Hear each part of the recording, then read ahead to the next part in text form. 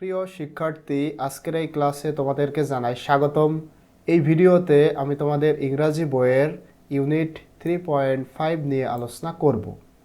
এখানে কয়েকটা শূন্যস্থান রয়েছে এবং উপরে দেখো বক্সে এটার উত্তর রয়েছে। আমাদেরকে এই যে সেন্টেন্সগুলা এগুলা কমপ্লিট করতে হবে। তো এটা তোমরা কিভাবে কমপ্লিট করবে আমি এখানে অলরেডি লিখে রেখেছি। আশা করছি ভিডিওটা তোমাদের জন্য খুব বেশি হেল্পফুল হবে। তো দেখো, প্রথমে 1 নম্বরে বলা হচ্ছে the name of the poem. উপরে যে কবিতাটা আমরা পড়েছিলাম, অর্থাৎ ইফ যে কবিতাটা পড়েছিলাম সেইটার কথা বলা হচ্ছে the name of the poem. উপরের কবিতার নাম কি? তো ওই কবিতার নাম কি ছিল? ইফ। এই যে এখান থেকে এই ইফটা তোমাদের এখানে বসাতে হবে। পরবর্তী 2 নম্বরে Rudyard Kipling is Rudyard Kipling একজন কে? ইনি ছিলেন একজন কবি। এই যে ইফ কবিতার লেখক রুডিয়ার্ড কিপলিং, তাহলে এখানে হবে পয়েট। এই যে এখানে রয়েছে এই বক্সের এই পয়েটটা তোমরা এখানে বসাবে। 3 নম্বরে রয়েছে দেখো সামটাইমস, মাঝে মাঝে, ইন লাইফ, জীবনে, মাঝে মাঝে জীবনে, ইফ ইউ ফেল, তুমি যদি ব্যর্থ হও, মানে কখনো যদি জীবনে ব্যর্থ হও, ইউ ক্যান এই পর্যন্ত রেখে তোমাদের এখানে শূন্যস্থান ছিল। এইটা হবে এই যে এখানে যেটা রয়েছে start again a new beginning, মানে পুনরায় শুরু করা। বলা হচ্ছে সামটাইমস মাঝে মাঝে, in life, if you fail, মানে কখনো যদি জীবনে তুমি ব্যর্থ হও, you can start again a new beginning. এখানে মানে তোমাকে আবার পুনরায় শুরু করতে হবে। যদি ফেল হও কোনো কাজে, তাহলে আবারও নতুন করে তোমাদের শুরু করতে হবে। এরপরে 4 নম্বরে বলা হচ্ছে ইটস ওয়াইজ মানে জ্ঞানী, it's wise not to give importance on.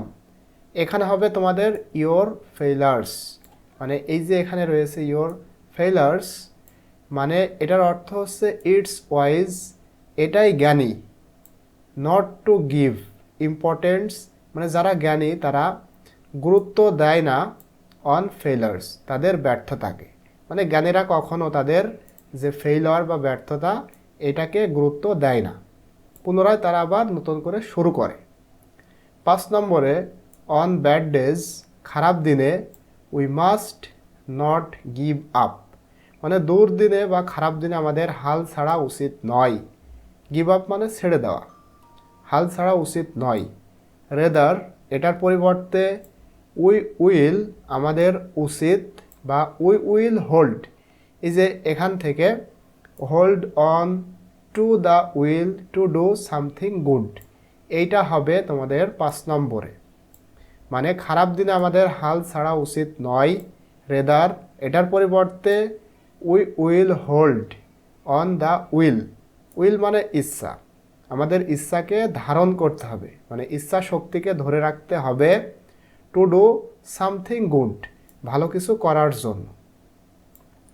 6 নম্বরে বলা হচ্ছে if is a poem, if একটি কবিতা, বিকজ কারণ, ইট হ্যাজ এটার আছে, স্ট্যানজা অ্যান্ড রাইমিং, এই যে এখান থেকে স্ট্যানজা অ্যান্ড রাইমিং এইটা তোমরা 6 নম্বরে বসাবে।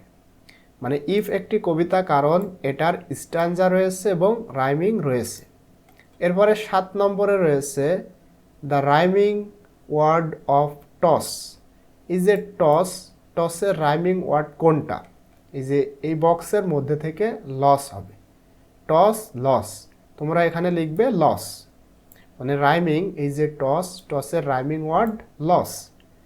ফাইনালি 8 নম্বরে বলা হচ্ছে দ্য পোয়েম হ্যাজ ড্যাশ স্ট্যানজা, মানে ইফ যে কবিতা, এই কবিতায় কতগুলো স্ট্যানজা রয়েছে?